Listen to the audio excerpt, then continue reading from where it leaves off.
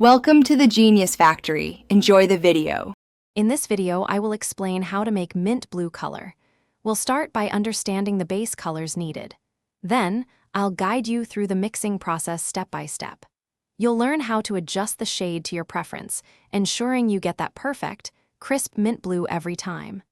Let's dive in and create this beautiful color together.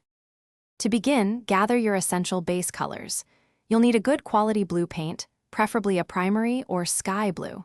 Next, select a bright green. This will give your mint blue its characteristic freshness.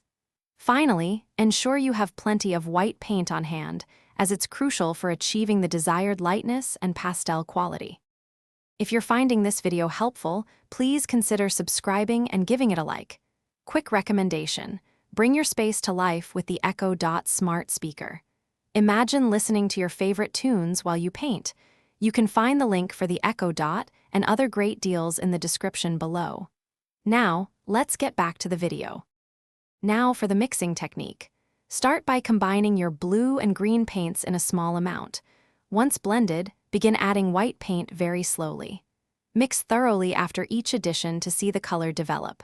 Remember, it's easier to add more white than to darken the shade, so proceed with caution.